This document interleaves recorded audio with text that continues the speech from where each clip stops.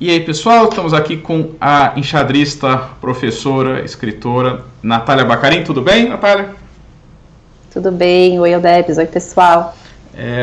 Eu fiz questão de convidar a Natália por algumas razões. Uma, que ela se destacou muito no xadrez de competição quando era de categoria. Para vocês terem uma ideia, ela foi campeã pan-americana sub-12, mas tem mais uns 4 ou 5 pódios em pan-americanos, tem brasileiros de categoria, vários mundiais que ela jogou, né, muita experiência nisso, então só esse ponto já é bem interessante, né, para saber como é que chegou lá. Mas a ideia é a gente dividir a entrevista em meio que 3 partes, né? A Natália enxadrista, professora, e também ela tem um trabalho bem bacana com relação ao xadrez com deficientes visuais, que vai ser legal a gente comentar. Dos seus títulos, tem algum que você tem um carinho maior, ou seria... Porque o que chama mais atenção, pelo menos para quem vê, é o título de Pan-Americano, mas tem algum que você tem um carinho talvez igual ou maior que esse? Sim, foi o brasileiro. Foi quando eu ganhei o meu primeiro brasileiro, foi para mim o momento mais importante de questões de emoção, né, que me marcou muito. Aí eu vou contar um pouquinho porque aí acho que o pessoal vai acabar entendendo, né? Então beleza. Falar. Então vamos começar pelo começo, né? Pelo começo, né? Pelo começo, então, como é que ele xadrez na minha vida? Uhum. Então, eu assim, em casa, meu pai sabia mexer as peças, sabia jogar um pouquinho, mas ele nunca me ensinou. Eu estudei no Marco Diocesano, e lá tinham muitas atividades extras, né? Aqui em São Paulo, né? Em São Paulo, sim. E o professor de xadrez, por coincidência, ele era amigo do meu pai. E aí um dia, quando eu tinha 8 anos, eu não sabia nem o que era xadrez, né? Aí, quando eu tinha 8 anos, o Wagner, que era o professor da época, ele falou pro meu pai inscrever os filhos, né, os amigos, para uma aula experimental. E aí eu fui o irmão, foi um grupinho, e aí eu lembro, assim, da minha primeira aula, de tão marcante que foi, né? Sabe aquela coisa, foi amor à primeira vista? Então eu não sabia nem que era tabuleiro, que era xadrez, aí ele explicou as peças. Aí depois eu lembro que ele fez um desafio do cavalo, depois um cavalo lá na linha 1, você tinha que chegar na linha 8, menores jogadas possíveis, e aquilo pra mim me encantou, sabe? Um jogo assim tão diferente, que as peças mexiam tudo diferente, e aí o objetivo era tanta informação, tantos desafios, e nem eu conhecia esse meu lado de gostar de desafios e de ser mais competitiva, porque aí eu consegui, fui rapidamente, sabe quando vai uma coisa meio que natural? Então eu adorei, cheguei em casa falando que eu queria fazer xadrez, e aí fiquei no xadrez. Depois assim, todo mundo desistiu, mas eu continuei. E quando aconteceu a minha primeira assim, oportunidade real em xadrez competitivo, quando eu tinha 10 anos, né? Os campeonatos pan-americanos, eles estavam acontecendo em São Paulo, e o feminino era no Paulistano e o absoluto no Pinheiros. E tinha uma vaga do organizador, era comum, né, indicarem ao organizador, indicava alguém. E a sócia do Paulistano não sabia anotar. E como já tinha um grupinho do ARC, né, que treinava no Paulistano, que naquela época não tinha assim, esse xadrez escolar que a gente tem hoje, então os clubes eram uma referência. Aí me indicaram, e eu fui lá, né, com 10 anos, não sabia, nunca tinha jogado um torneio oficial, nada, fui, e comecei a ganhar. E aí eu acabei ficando em 3º lugar, que foi, assim, uma super surpresa, até pra mim, pros meus pais, né, quem é essa menina? No seu primeiro torneio? No meu primeiro torneio. No meu primeiro torneio oficial eu fiquei em 3º lugar, assim, pra mim foi uma coisa, eu falei, nossa. Aí fui convidada a treinar no clube, né, o Paulistano me convidou, e aí que começou. E aí no ano seguinte eu fui jogar o brasileiro, que como era de categoria, era o meu primeiro ano no sub-12, e aí eu fiquei em 1º lugar empatado, né, na época com a Marina Ramos, que já jogava, fui decidir o título nas rápidas, mas eu perdi, mas ok, né, pra mim já tava assim, nossa, e aí treinei, comecei com o Angel Jacques, que era o meu treinador no começo lá do Paulistano, tinha o Peliquian também, né, mas o meu técnico era o Angel. Aí a gente jogou 93, foi o meu primeiro pan-americano, assim, né, já treinando no Paulistano, e eu lembro que foi em Caiobá, e eu fui campeã, não esperava, assim, sabe quando é muita informação, e eu não entendia direito, estava super feliz, claro, né, pra mim, nossa, ser campeã pan-americana, nem entendia direito o que significava, mas eu adorava jogar xadrez, super gostava mesmo, assim, de nas aulas. Só para entender uma coisa, porque não é, sei lá, você tá... Não, é que assim, não é que assim, você tá andando, joga um pouquinho e aí é campeão pan-americano. Eu entendo assim que foi um processo muito rápido, mas só para tentar entender, o que você só jogava na aula? Como é que você aprendia? Basicamente era jogar para se tornar... o que você... Ou quanto que era carga... Eu sei que é difícil lembrar, né? Mais ou menos a carga horária... que você tinha de xadrez para conseguir, num período de, sei lá, 2, 3 anos, né, de começar a se tornar campeã pan-americana. Eu ia falar exatamente disso agora, né? Então, assim, eu tinha no começo, treinava na escola, eram 2 vezes de xadrez coletivo, né, antes de eu começar no paulistano. Quando eu comecei no paulistano, eu treinava lá, eu não lembro a quantidade de horas, tá? Então, no começo, eu ia, eu lembro assim, eu tinha uma aula que era com o Angel lá, era às vezes um pouco uma parte só minha, uma parte com mais outras crianças. Tinha uma aula coletiva, né, que era uma aula em grupo, que até o Peliquian que dava essa aula em grupo, então eu ia 2 vezes por semana.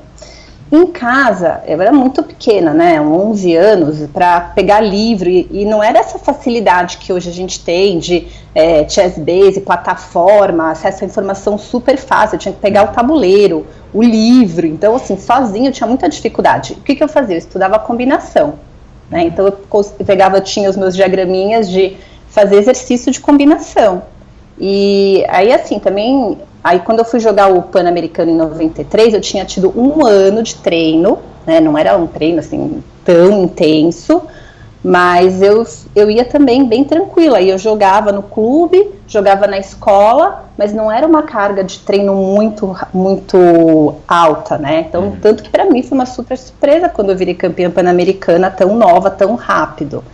E teve uma parte assim super positiva, mas aí depois no anos seguintes, o que eu acho que aconteceu comigo, né? Aí em algum momento eu troquei de treinador, que a gente passava, né? Então começava com o Angel, depois eu acabei indo pro James, né?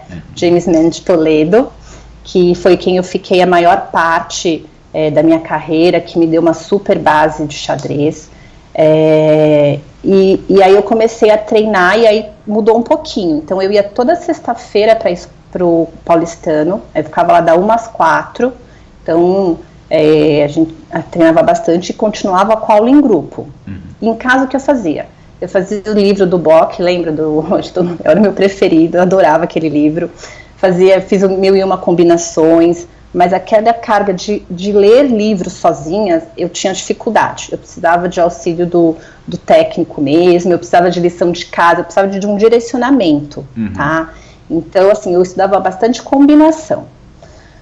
E aí, o que aconteceu? Eu fui campeã e eu acho que aquilo, vendo hoje, né, claro, eu tenho um perfil que eu sou, assim, muito perfeccionista, eu me cobro muito, sempre fui assim em tudo, né, não só no xadrez, na escola, em tudo.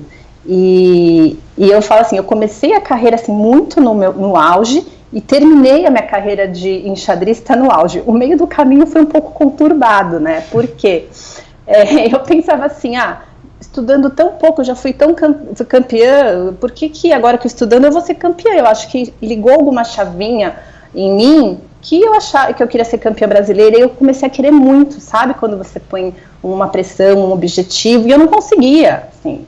Eu não conseguia, e aquilo para mim eu não entendia direito, eu não sabia lidar. Aí você começa a identificar alguns probleminhas, né? Tempo, eu falo que se existisse o acréscimo na época que eu era jogadora competitiva, eu teria outro resultado, porque para mim era assim, muito difícil mesmo lidar com o tempo.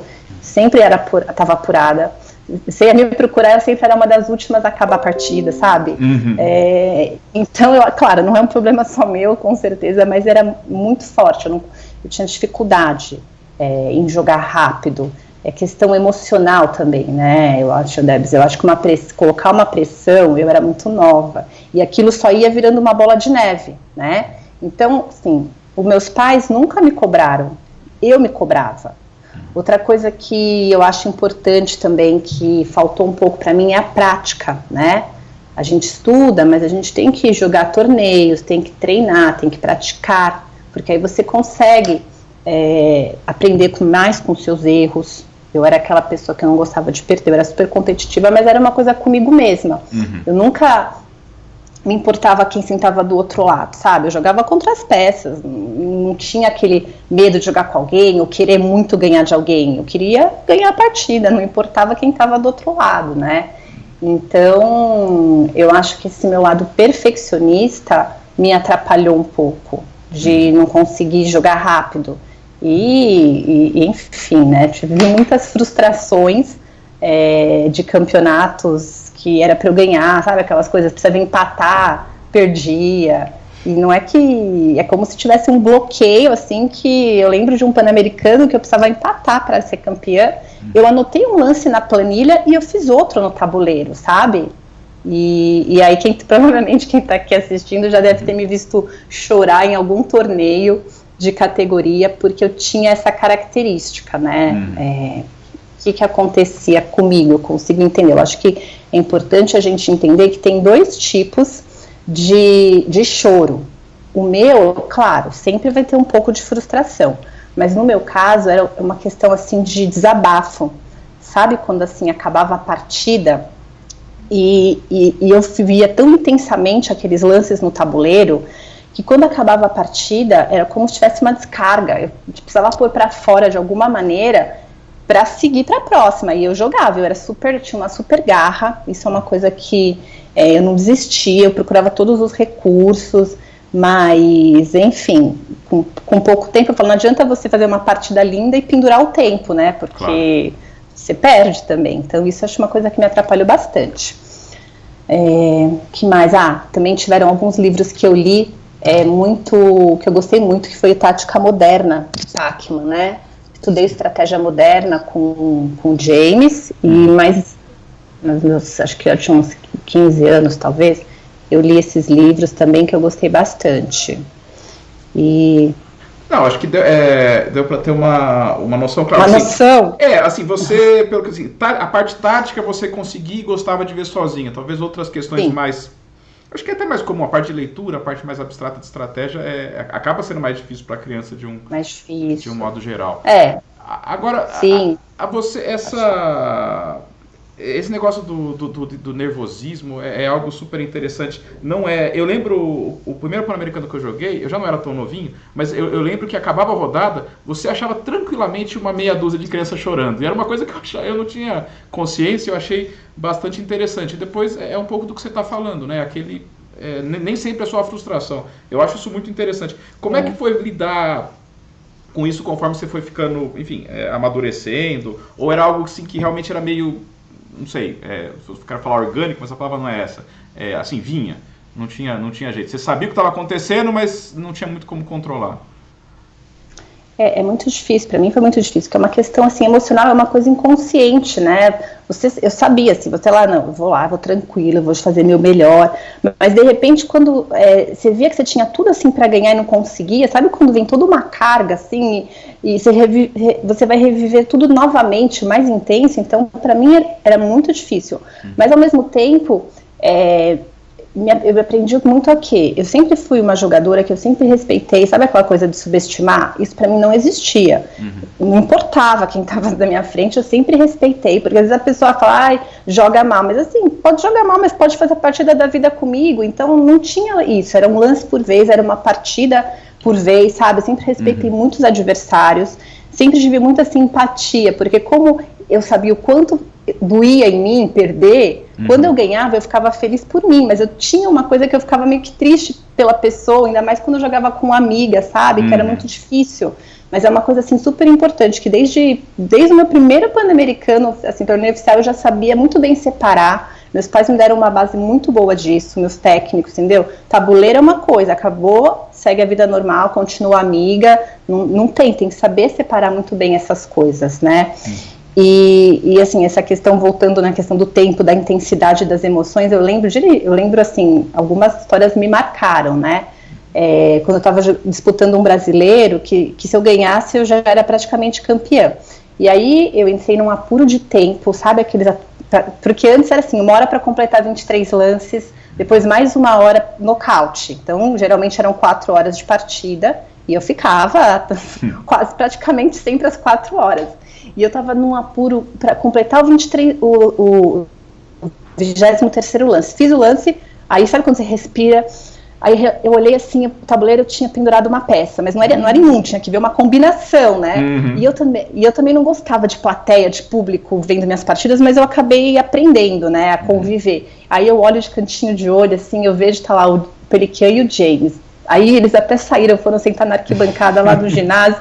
Eu só vejo o James assim, desesperado. Depois eles me contaram, né, que o Pelican falou assim pro James: a Nath viu, mas a jogadora não, então fica tranquilo. Não tinha visto mesmo, sabe? Então, assim, foi uma partida de muitas emoções, e aí eu acabei no fim empatando, caiu no final de peão de torre, e assim, mas era uma coisa muito intensa, por isso que pra mim funcionava chorar. Mas com o tempo, você vai ficando mais velha, né, você amadurece um pouco, mas pra mim ainda foi muito difícil, e segui assim até o colegial, né? Então eu não conseguia ganhar o brasileiro, o Pan-Americano também não consegui ganhar novamente, ficava em terceiro, joguei 5 mundiais, e chegou uma hora que não dava, né, assim, para eu continuar estudando, jogando, dando escola, mas que era muito puxado, xadrez, e na minha dinâmica familiar, na minha realidade familiar, o combinado era que eu sempre jogaria os torneios de categoria, e os abertos eu jogaria quando desse, porque meus pais não conseguiam me levar, né, me acompanhar, me dar esse suporte. Os dois trabalhavam, de fim de semana também tinham compromisso de trabalho, enfim. E ok, então assim, virar jogadora não era uma opção, a prioridade era escola. E aí no colegial eu parei de ter aula, né, e fui me dedicar a isso, só que aí eu queria ganhar o brasileiro ainda, né, eu falava, não, mas eu preciso tentar, nem que eu não ganhe, eu mesmo não tendo aula, eu vou tentar, meus pais nem queriam muito que eu fosse jogar, e eu fui. E aí, em 99, eu fui jogar o brasileiro tranquila, né, falei, vou jogar. E fui campeã com uma rodada de antecedência. Aquilo pra mim, assim, teve um significado. Eu lembro que eu chorei de emoção, de felicidade. E foi, acho que, a primeira vez que eu chorei de felicidade. Sabe quando você consegue tudo aquilo que você trabalhou, que você queria, acontece? Aí eu fui em 99 campeã, liguei pro James, né, no orelhão, imagina, não tinha nem celular. Aí eu fui campeã em 2000 fui campeã de categoria e universitária. Fui jogar o Mundial no Rio, aquele mundial em equipes, que eu também eu fiquei em segundo lugar na minha equipe. Joguei na Bulgária também o mundial universitário. E aí eu fiz uma pausa, vamos fechar aqui, chave de ouro. E aí eu fiz uma pausa no xadrez, porque eu comecei a trabalhar, aí não dava para conciliar tudo, né? E aí, mas eu não parei de jogar, não conseguia, sabe quando era mais forte que eu falava, não consigo ficar longe dos tabuleiros, mesmo piorando o meu jogo, mesmo não estudando, mas eu queria jogar. Então eu jogava sempre os regionais dos abertos, eram os torneios que eu jogava, e segui assim, fiz uma pausa longa aí nos estudos, e eu se eu estiver falando demais, me dá uns cortes, né? História, tá indo bem. E aí, em 2007, mais ou menos, eu consegui conciliar e voltar a jogar um pouquinho. Isso já depois da faculdade, né? Depois da faculdade, eu já estava trabalhando, eu tinha acabado a faculdade. Eu falei, voltei a jogar uns interclubes. Aí eu reencontrei, né, muita gente, porque eu voltei a jogar torneio, já não tinha mais ninguém da minha época quase, né? As minhas amigas não estavam mais jogando. Eu acho que eu sou, da minha geração, uma das únicas que continua jogando, né? Daquela época lá de categoria. E aí, mas eu queria jogar, né, não importava, assim, as pessoas a gente conhece, até uma oportunidade de você conhecer muitas pessoas novas, eu falo, aliás, eu tive uma super sorte, né, porque eu sempre tenho as melhores recordações da minha infância e minha adolescência, são as recordações do xadrez, todas as experiências que eu tive, né, as oportunidades, enfim. Só uma dúvida, por que você acha que você foi uma das poucas que seguiram jogando da sua geração? Porque a minha geração tinha a Tati Háttico, a Tati Duarte, a Estela, a Bárbara Fará, dessa época, né? Érica Pesqueiro, Adriana Tabosa, Fernanda Santos, Adriana Schedler, isso de São Paulo, tinha umas do Sul. Mas nos torneios eu não encontro, né? Assim, não estão mais jogando os torneios. Hoje elas cada uma acabou seguindo o seu caminho, foram estudar, não sei se jogam, né, ainda, porque com a maioria eu perdi contato, mas as que eu tenho contato às vezes não jogam mais. São escolhas, acho que são caminhos, oportunidades, enfim. Mas para mim eu sempre senti falta, eu sempre gostei dos torneios, sempre gostei das partidas, eu sempre gostei de estudar, né? E aí eu decidi voltar a jogar um pouquinho, e reencontrei o Álvaro num desses interclubes, o Álvaro Aranha, e aí eu voltei a ter aula com ele. Então eu voltei a treinar, e eu acho que aquela questão de jogadora de competitiva, de categoria, virou uma sombra, né? Então isso me acompanhava. E mesmo já depois de muitos anos, eu ainda sofria, porque eu tinha algumas metas e eu ainda sofria de não conseguir. É incrível isso, né? Melhor, que eu sabia entender melhor a situação, mas mesmo assim era difícil. Aí eu tentei, eu até consegui bons resultados. Eu queria jogar Olimpíadas, era um sonho meu, né, jogar as Olimpíadas. E uma época eu estava bem treinada, eu tinha aula com o Álvaro, a gente treinava bastante. Em 2010, lembra que era pré-olímpico, então era um torneio que você classificava para Olimpíadas ou não, era bem complicado para mim, né, para o meu perfil, e eu estava super pronta para jogar, estava treinando, estava estudando, né, então assim, fora a parte tática, eu estava estudando, a gente mudou algumas aberturas, mas, de novo, eu falo, até vou comentar aqui que a minha tragédia da vida, que foi uma partida que eu joguei super bem a partida, aí, de repente, era um torneio lá no Clube de Xadrez São Paulo, de repente eu levei mate, sabe quando assim... eu não levava mate desde criancinha, eu levei mate, e eu olhava aquilo e para mim foi como tivessem tirado o meu chão, sabe, porque ganhando aquela partida eu já estava praticamente na Olimpíadas, e foi muito difícil lidar com aquilo. Eu ainda fui para casa, falei, não vou esquecer essa partida, ainda tenho 2 pela frente, vamos lá, mas aí ficou faltando meio ponto, enfim. E aí depois eu queria ser mãe, né, então eu sabia que ela era meio que minha última oportunidade de tentar me classificar, e não consegui, então foi bem frustrante para mim, mas também foi um aprendizado, sabe, às vezes pessoal. Aí eu tive várias reflexões, e mesmo tudo isso, todas as frustrações, eu nunca parei de jogar, nunca consegui, porque eu sempre gostei muito, né.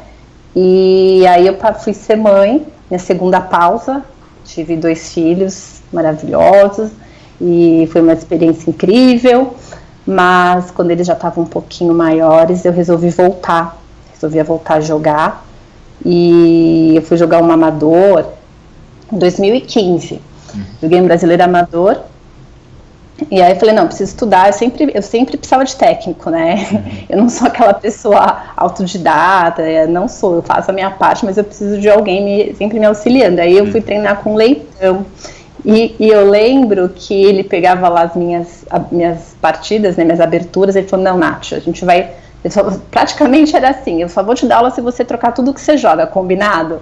Aí eu falei, praticamente isso, sabe? Ele, não, pra você melhorar no xadrez você precisa trocar, e é verdade, sabe? Eu sempre fui muito assim, eu gostava de posições estratégicas, então eu gostava de jogar naquela minha zona de conforto, adorava casinhas, planos, então eu era daquela que jogava Rui Lope das Trocas feliz da vida pra ganhar, sabe? O final de Rei Peões. E ele falou, não, vamos trocar tudo que você joga. E eu falei, tá bom, vamos trocar tudo que eu jogo, só que aí você sabe que você vai começar a perder, né, porque é um trabalho difícil isso. Mas eu topei, aí eu troquei muita coisa mesmo, comecei a jogar partidas mais abertas, porque eu tinha muita dificuldade, posições assim, como que eu falo assim, que eu não tinha certeza, né, então assim, aquela coisa, entrega peão por atividade de peças, mas eu falava, e como é que eu vou recuperar meu peão depois, sabe, umas coisas assim. Eu sou desse time também. Então, entrega a qualidade, mas eu falava, mas como? Aquela coisa mais, eu precisava saber quase o plano até o mate, digamos assim. Então, eu falei, tá bom, vou me forçar a isso. Claro, se chegasse na posição a gente joga, mas não é que eu queria começar já para cair numa posição dessas. E aí eu fui trocando todo o meu repertório. Aí acho que a minha meta mudou um pouquinho. Eu falei, vamos ver se eu consigo me classificar para o brasileiro, né? Ficar entre as 5 do Brasil. Já estou parada há tanto tempo. E aí eu consegui, 2 anos seguidos, né? Consegui me classificar. E aí depois, em 2018, eu comecei a trabalhar na escola, né, no Augusto Laranja, e aí eu também dei uma pausa de novo. Tá, acho que já que resumidamente, né? Não, foi bem resumido, a história é longa. Mas antes então a gente começar a falar sobre o seu trabalho no Augusto Laranja, você como professora, eu acho que tem a ver também com essa última parte sua, que você escolhesse, né, o seu lance da vida. E tentar explicar o porquê você te agrada tanto, né? Foi difícil escolher o lance da vida, né? Assim, eu tinha uma partida que eu adorei jogar, que foi uma Relop das Trocas até, que foi uma partida, foi a partida da vida, digamos assim, Debs, porque o que aconteceu? Sabe quando tudo que você estudou caiu na partida, vira assim uma partida modelo? Então essa foi minha partida da vida, mas isso eu tinha 14 anos e foi uma conquista tão nova, conseguir ter um entendimento estratégico tão bom, sabe? Sabia tudo que eu tinha que fazer, na partida deu tudo certo, enfim, mas essa foi no passado. Mas pro lance da vida, eu acabei escolhendo uma partida mais recente, que eu joguei em 2016, né? Eu joguei em 2016 com a Suzana, e aliás, né, joguei muitas partidas com a Suzana, perdi muitas partidas dela, mas essa em especial para mim teve um significado importante, porque foi como um divisor de águas, eu falo, né? Eu consegui sacrificar uma qualidade, né, numa posição mais de ataque, sem ter certeza do que ia acontecer. Eu tinha outras opções de lances e eu acabei sacrificando, né? E aí deu certo, acabei ganhando dela, fiquei super feliz, mas mais pela minha atitude, que essa que foi minha conquista maior, eu vi que eu era capaz, né? E outra coisa também que eu acho, né, depois desse torneio, depois que eu tive essas aulas... Qual foi o lance específico que você conseguiu? O lance foi Torre Toma F6. Sacrificando a qualidade. Eu joguei uma siciliana aberta, né? Porque pra mim já foi uma super evolução, eu gostava de jogar fechado, enfim, sacrifiquei uma qualidade. E eu acho que nessa fase, né, do xadrez, que você vê que eu posso jogar mais solta, que estava me divertindo mais, e também a minha relação com o xadrez mudou um pouco. Eu consegui tirar aquele perfil de jogadora tão competitiva por resultado, sabe aquela coisa de fazer uma partida por vez? E quem me ajudou muito nisso foi o Matsura, que ele é meu atual técnico, né? Então já estou com ele há um tempo, e essa parte psicológica de ver a relação minha com o xadrez de uma maneira diferente, assim, sou muito grata a ele, porque ele me ajudou bastante em inúmeras conversas, né? Então hoje eu ainda treino, estudo, mas eu não estou jogando. Então, não estou jogando, em algum momento eu quero retornar, mas antes eu estou com outras prioridades. Claro, não, legal, vai ter oportunidades, sem dúvida. Com certeza.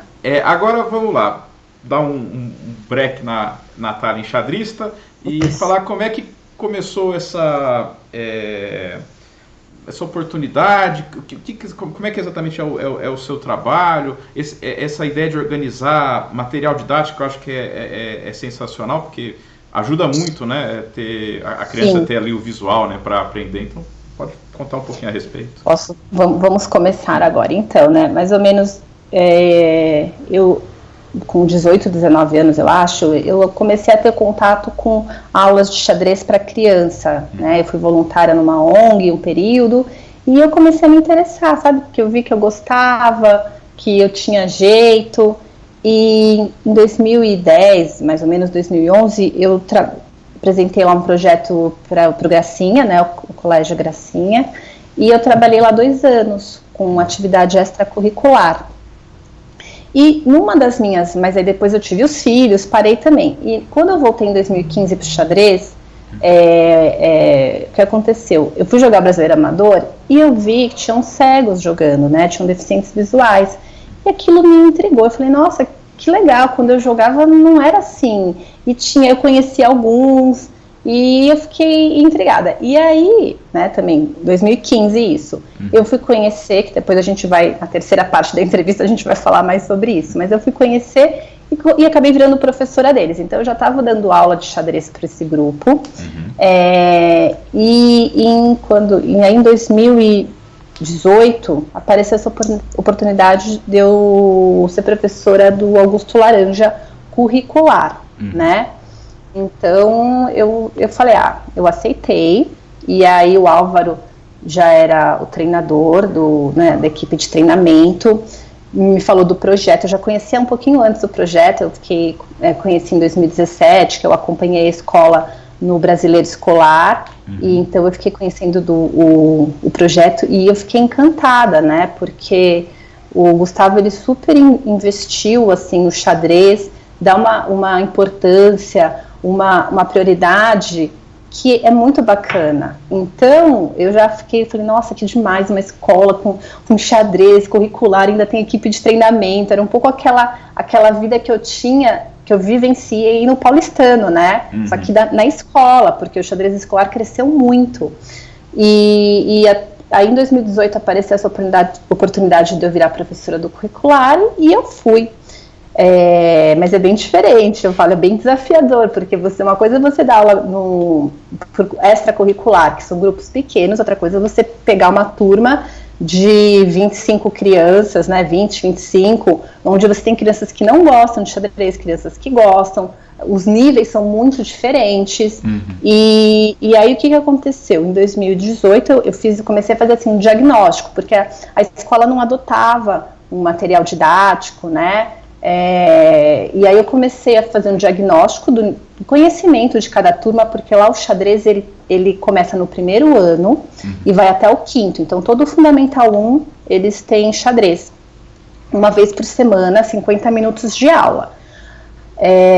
Aí eu fui fazer alguns cursos também, fui conhecer material, então eu fiz o curso do Cleiton Santana, fiz o curso do Gazel, que aliás são cursos que eu gostei bastante, me ajudou muito a ter ideia de como montar material, fui pesquisar material, vi os livros da Regina, que são muito bons, né, tem livro do Caldeira, enfim, tem uma referência bibliográfica bem grande aí, e aí eu comecei a montar um material, mas pegando, né, ideias de práticas de mercado já, e montei um material direcionado para o nível que os alunos estavam de xadrez. Então, eu fiz uma apostila para cada ano, porque eu acredito muito que você precisa de um norte, a criança precisa fazer as atividades, não só jogar, mas registrar, né? Então, e eles gostam, eles se divertem. Acho que a aula tem que ter um equilíbrio, você tem que fazer a parte teórica, tem que fazer parte de exercício, tem que fazer parte prática, que eu acho que isso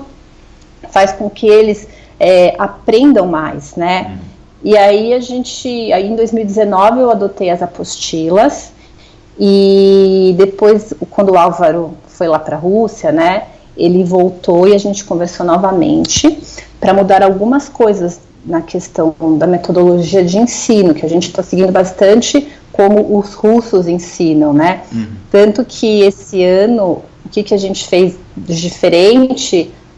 Agora a gente ensina checkmate antes de rock, então ensina o movimento das peças e não ensina a fazer o movimento especial do rock, ensina logo já o checkmate. Aí depois, né, o pessoal as crianças do primeiro ano, aí depois que a gente vai ensinar os movimentos especiais, porque fala assim, não adianta, né, você não sabe dar o checkmate, mas sabe fazer o rock. Então a gente mudou essa ordem e tá assim, tá sendo legal essa experiência, né, o primeiro ano eu acho que é o caminho. Então, eu sempre atualizo as apostilas até chegar o momento que eu acho que, né, já vai servir, elas fiquem independentes, 5 apostilinhas independentes. Isso é muito bacana. Uma coisa que só um pequeno parênteses, história minha, que eu fui substituir uma amiga numa escola para dar aula de aluno de 5, 6 anos, um dia só. E naquele dia quando eu falei para o pessoal ir jogar xadrez, o que os menininhos lá de, sei lá, 5, 6 anos entendiam é que jogar xadrez era botar uma peça na boca e assoprar o mais rápido, o mais forte possível. E eu tive uma vontade grande de ficar no cantinho ali, sentado e chorando enquanto eles todos se matavam. Então, como é que faz para controlar?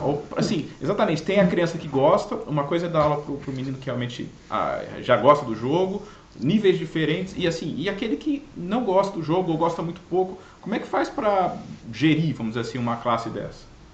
Perfeito, Debs, perfeito. É um desafio, mas eu falo assim, eu tenho um amor pelo que eu faço, eu acho assim que eu me encontrei nisso mesmo, assim, xadrez curricular, sabe, aquelas crianças que não sabem nada, essa idade que você está falando, então são os meus, que eu assim, do coração, porque a fase do encantamento, é aqueles que é a hora de você conquistar as crianças, né, que eu falo assim, e é bem isso mesmo, eles chegam, mas eu tenho algumas técnicas, né, então o que eu faço? Eles entram na sala de aula, eu tenho o que eu falo que é um sino-pin, sabe, aqueles de meditação. Então, apago todas as luzes, eles sentam, eu tiro todos os tabuleiros e todas as peças, porque assim, a sala, tem uma sala de xadrez na escola, né? Então, as crianças, elas que vão para a sala de xadrez, não é o professor que vai na sala. Então, eles já chegam naquela euforia, e é um sentado de frente para o outro, e aí você já vê as crianças lá querendo jogar, eles não conseguem, é mais forte que eles. Então, eu tiro todas as peças, todos os tabuleiros, apago a luz, né? No primeiro ano, já vira uma regra, eu vou fazendo isso até o 5º ano. Toco 30 segundinhos, ou né, até eles se acalmarem, aí eu começo a aula. Depois que eu explico, eu falo o que vai fazer, explico algum conteúdo, aí eu entrego as peças, sabe? E funciona. Agora com a apostila também é mais fácil, porque eles fazem o exercício. Então, eu divido a aula dessa maneira. E o que eu acho que é muito legal, né, que eu acho um desafio que eu gosto, você ter diferentes estratégias para as diferentes crianças, né, porque umas têm mais dificuldade, umas aprendem muito rápido, e aí você também tem que ter atividade para essa criança, para ela não se desmotivar durante a aula. Então, numa classe curricular, você tem que ser uma professora que você tem que estar toda hora mudando a sua estratégia. Você não pode se apegar àquela coisa, né, de seguir o planejamento da aula exatamente como você planejou, porque muda, é muito dinâmico você lidar com tantas crianças. Mas eu acho que é importante isso, você ter algumas regras, alguns combinados, então funciona, nem sempre é fácil, mas é muito gratificante. Eu falo, para mim, assim, às vezes eu saio esgotada, né, porque tem um dia que eu dou 9 aulas seguidas, outro dia eu dou 10, mas eu saio feliz, sabe, eu saio assim, realmente feliz, isso é ótimo. Isso é bem interessante, ou seja, e tem que ter uma certa sensibilidade para ver pro que caminho seguir ali na hora do... Tem, porque, né, eu sempre tento tirar o melhor de cada aluno, mesmo aqueles que não gostam, que já chegam, né, com resistência, aí eu vou aos poucos, eu acabo conseguindo, sempre que eles façam alguma atividade, descubra alguma coisa que eles gostem, e aí você tem que cativar a criança, né, para que ela consiga render o melhor que ela pode, e tem que respeitar os limites, né. Eu acho importante isso também, mas é legal porque aí um amigo acaba ajudando o outro, os que sabem mais me ajudam com os que sabem menos, então é muito legal essa coisa de lidar com crianças, né, e tá indo super bem, tô super feliz, e vamos ver, né, aí o meu desafio é sempre ser uma professora melhor, porque eu aprendo a ensinar com eles, né, eles me ensinam muito, a ser uma professora melhor, aprender novas estratégias. Criança é uma coisa assim apaixonante, enfim. E como é que você, o que você percebe ou busca, porque eventualmente as crianças se destacam, vão para uma turma especializada, é isso, né? Isso. O que é o destacar? O que você, assim, você percebe ou simplesmente está jogando, o que precisa, ou você sente, não, esse tem potencial para ir mais longe? No xadrez? Para a equipe de treinamento, né? Então, como que a gente faz? Eu e o Álvaro, nós definimos um perfil que ele busca, né, para a equipe de treinamento da escola, e aí logo no primeiro ano, a gente já tenta identificar crianças com essas características, né?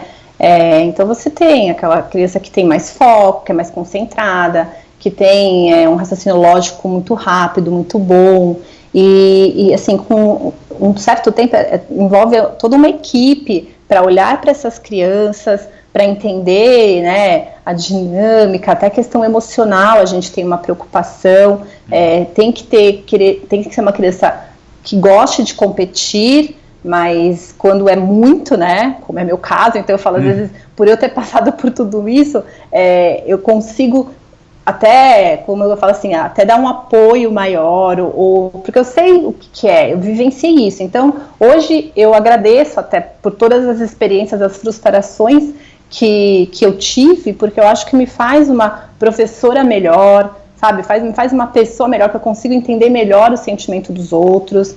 E aí a gente procura essas crianças que gostem de xadrez, que você vê, né? Claro, às vezes a gente está durante a aula e tem um momento que eu falo, então agora vamos fazer uma atividade mais livre, quem quiser pode jogar, ou quem quiser pode fazer uma atividade complementar da apostila. Você vê claramente que aqueles que gostam de jogar vão lá, não querem nem saber da apostila, vão jogar, e você vê as crianças que já não gostam tanto, né, preferem pintar, enfim, mas é perfil de cada um, e acho que é importante a gente respeitar isso, e esses que se destacam, eles acabam sendo, né, convidados para fazer parte do treinamento, e aí começa a treinar com o Álvaro para competir pela escola.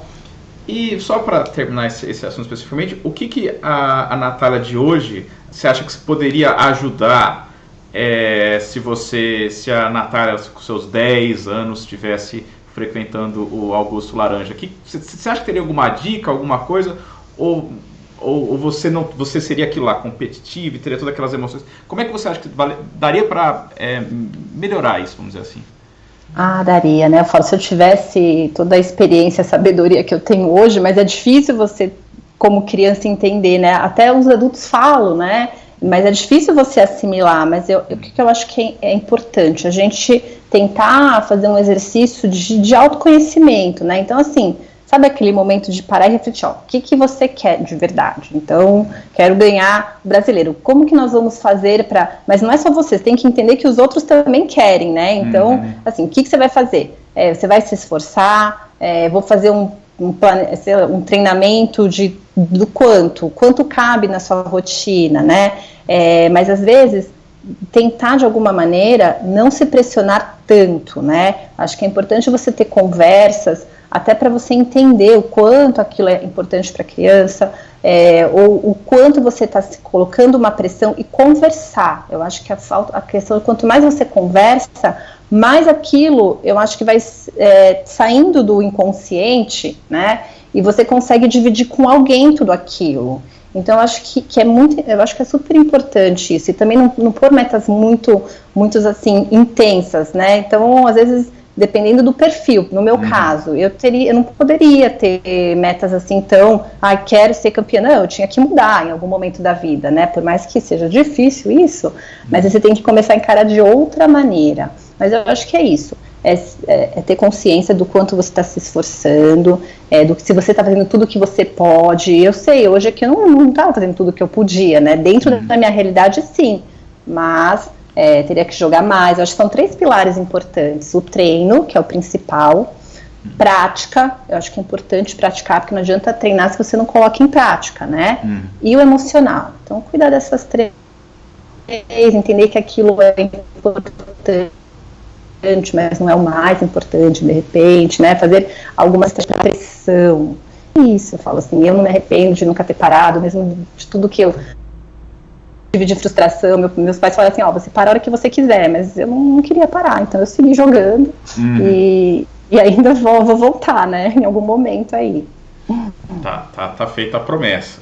Agora, vamos lá para a parte assim, eu jogo xadrez já faz algumas décadas, e eu joguei uma vez só com o deficiente visual na minha vida. Eu já vi em outros torneios, mas assim, e a vez que eu joguei ainda foi uma experiência, foi numa Olimpíada, foi uma experiência estranha, eu diria, não estava acostumado. Então, eu gostaria que você explicasse um pouquinho como é que funciona o mundo do enxadrista com deficiência visual e o seu trabalho nesse meio, né?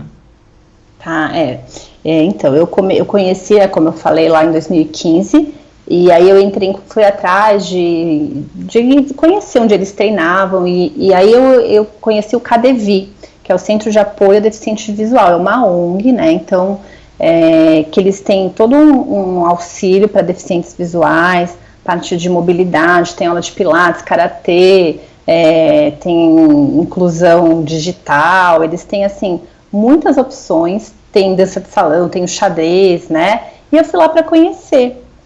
São grande parte tudo professor voluntário, e aí na época que eu fui conhecer, o professor deles estava saindo, enfim, não ia conseguir mais dar aula, e eu acabei ficando como professora deles, né, e para mim foi tudo novo, porque eu nunca também não tinha tido essa experiência de ver como que é o tabuleiro deles, que é um tabuleiro todo adaptado, como é que você começa a ensinar também.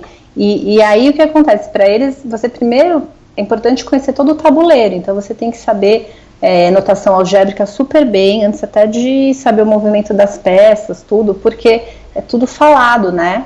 Então, nas aulas você tudo tem que falar os lances, e aí, né, até eu que às vezes cometia vários erros de notação algébrica, assim, e aí eles tinham que me corrigir, foi bom porque eu melhorei nisso também, né, e aí eu fui aprendendo como dar aula para eles, e assim, é um grupo que eu super me aproximei, fiquei muito amiga, são pessoas que jogam super bem xadrez, né.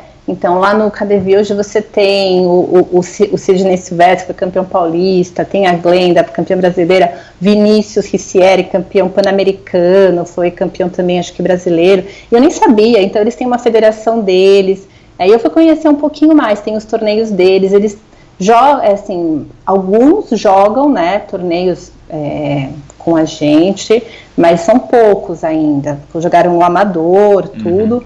E eu acho que vem crescendo bastante essa questão da inclusão, né? Eles, pelo menos do que eu jogava para agora, eu já percebo, até por eu estar lá com eles, eu vejo os movimentos como está crescendo. Hoje a gente, por causa da pandemia, a gente tem um grupo que faz aula pelo Skype, e como também é um grupo muito de vários níveis, né? Cada um joga uma coisa, enfim, a gente tem sempre temas mais assim, mais genéricos, né? Então a gente estuda campeões mundiais, agora estamos estudamos assim, estratégia, fazemos táticas. E o que é uma grande dificuldade para eles, né? Material, acessibilidade dos materiais, assim, é muito difícil. Então o que eu fiz? Por exemplo, eles têm que estudar tática, mas como é que eu vou estudar tática? Porque é figura, eles têm lá o leitor, né? Então se você manda PGN, eles conseguem com os recursos lá dos computadores, conseguem do celular ter essa leitura dos lances, que eles vão repassando os lances no tabuleiro deles, mas quando tem a figura, não conseguem, né? Então é uma dificuldade. O que eu fazia? Eu tenho lá uns livros de combinação, né, de treinamento completo de xadrez, eu passei acho que uns 100 exercícios para eles, eu descrevia o tabuleiro, então eu colocava assim, brancas, aí eu colocava, né, onde estava cada peça, aí eles montam o tabuleiro, e aí eles resolvem os problemas. Então o tempo que eles demoram para estudar é muito maior do que o que a gente demora, né, e eu super admiro, é um grupo assim que eu super admiro, eles estão sempre lá, sempre curtem, a gente se diverte, sabe? Então, assim, é muito legal dar aula para eles. Pode falar. Não, fazer uma perguntinha. O livro de xadrez seria em libras, né? Não tem nada. É só... eles têm que meio que traduzir de algum jeito. Mas é que hoje em dia, como eles têm o leitor, então eles vão supor, abrem no computador um livro, um PDF, algum livro assim, o computador lê para eles, entendeu? Eles nem precisam mais. Isso, antes do computador o cara tava meio que frito, né? Ia ser muito difícil. Tava. Acho que lá no Centro Cultural tem alguma coisa, às vezes eles vão jogar lá também, que eu sei, mas era muito difícil, quase não tem, deve ter pouquíssimos, né? E hoje, assim, com essa questão da inclusão também digital, eles conseguem jogar no Lichess, eu sei que o Lichess tem, o Sidney e o Vinícius, eles estão até dando um curso para o grupo de como jogar, porque é uma maneira, uma forma de treinar, né? Claro. Então, assim, eu acho que eles têm muito para crescer, mas precisa de mais apoio, precisa até divulgar mais, até, por exemplo, vários cursos muito legais que tem, assim, né, no YouTube, várias aulas, o que acontece? Eles começam a escutar, aí você vai falando o lance, chega uma hora que fala assim, então, nessa posição, aí não fala o lance, eles já se perdem, então eles não conseguem acompanhar, sabe? Então tem muitas dificuldades, mas eles estão lá, sempre assim, é uma superação, né? Então, é um trabalho muito bacana, que eu gosto muito, e fico muito agradecida dessas oportunidades, que no fim eu acabei voltando para o xadrez, só que de outra maneira, né, como professora, e estou muito, muito feliz. Duas dúvidas técnicas disso. Primeiro, como é que, por exemplo, num tabuleiro, como é que eu sei a casa que eu deixei a peça? E a outra, por exemplo, quando eu vou falar um lance, como é que eu... Um erro que eu sempre percebo, às vezes, dando aula, é quando você fala a letra B e a letra D, e aí minha dicção, que já não é perfeita, não ajuda, o pessoal sempre se confunde. Então, como é que resolve esses dois problemas? Então, assim, né, primeiro você tem que aprender o alfabeto deles, porque a gente não fala torre A3, você fala torre Ana 3, então é Ana, Bela, César, Davi, Eva, Félix, Gustav e Hector. Então, cada coluna tem um nome, exatamente para não acontecer isso, né? Você vai falar B e é D, então como você fala o nome, e isso é internacional, né? Então, você é padrão, como você fala o nome, você não vai confundir. E a questão, o que vale, que eles, né, o que vale é o que eles falam. Então, se você fala uma coisa e pôs em outra, porque eles gravam, né? É gravado, então cada um joga no seu tabuleiro e faz o lance dele e do outro, então eles vão mexendo as peças e aí gravam o lance. Respondi as perguntas, era isso? Não, só a outra era no próprio tabuleiro, né? Porque se você pegar um tabuleiro normal, ele vai ter dificuldade em distinguir peão de cada cor, ele vai ter dificuldade em saber exatamente onde a peça para. Mas eles jogam o tabuleiro que eu não tenho aqui. Eles têm. É diferente. O tabuleiro, até depois é legal, né? Se você for entrevistar alguém, eu te indico uns nomes, aí eles podem mostrar. Mas eles têm alto relevo e baixo relevo para as casas, né? Então eles conseguem diferenciar por isso. As peças pretas têm alguma ranhura, então ou tem um pininho em cima ou alguma ranhura para diferenciar, né? E aí eles vão com o tato, por isso que eles precisam ter muita noção, muito domínio do tabuleiro, para saber, porque senão coloca na casa errada mesmo. Às vezes acontece, né? Até às vezes durante a aula, eu estou falando os lances, sempre alguém se perdeu porque pôs a peça na casa errada e tem que entender, mas isso é prática. Por isso que quanto mais eles passam as partidas, quanto mais eles jogam, melhor ficam, né? Mas no começo é difícil mesmo. Claro. E era isso que você estava falando. Sim, essa era a dúvida. Bom. E deve ser super difícil arranjar um tabuleiro. Eu nunca vi, pelo menos para vender, deve ter lugar especializado, né? Mas em torneios tem. Eu nunca vi vender tabuleiro. Não, assim. Não. Eles têm lá os contatos, lá no KDV eles têm os contatos todos, da onde pode comprar o tabuleiro, mas é bem específico. Acho que o Sakira também vende, viu, se eu não me engano. Interessante. Bom, e acho que deu para ter uma noção bem boa. É claro que pedir para contar de uma vida toda dentro do xadrez poderia render muito mais, mas de qualquer forma acho que já foi bem bacana. Eu só queria abrir espaço se você quiser passar mais alguma mensagem, dar algum recado, fique à vontade. Eu falo assim que eu sou suspeita, né, porque eu acho que o xadrez me acompanhou a vida toda e eu sou muito agradecida pela oportunidade que a vida me apresentou.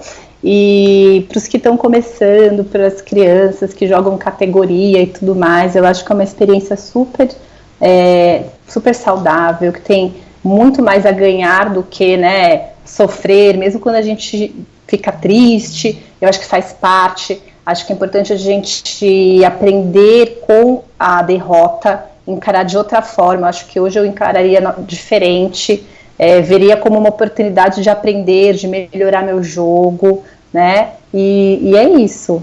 Eu acho que xadrez é um jogo apaixonante e que é algo que você consegue fazer pela vida toda, né? Às vezes numa fase melhor, numa pior, mas é algo que dá para a vida toda para fazer. Então, que muitos se animem, né, para jogar, assistam essas entrevistas do Eudebs, porque assim, seu trabalho está incrível, Super agradeço todas as entrevistas que você tem feito.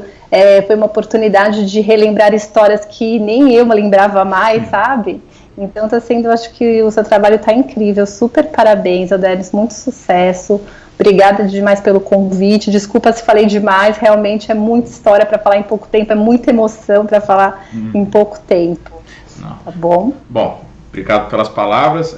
Acho que o pessoal tem muita coisa para aprender com essa entrevista. É isso, pessoal. Espero que vocês tenham gostado que nem eu. E se inscreva no canal, dá o sininho e aquelas coisas tudo. Mas é isso. Até mais, pessoal. Tchau, tchau, Natália. Tchau, tchau.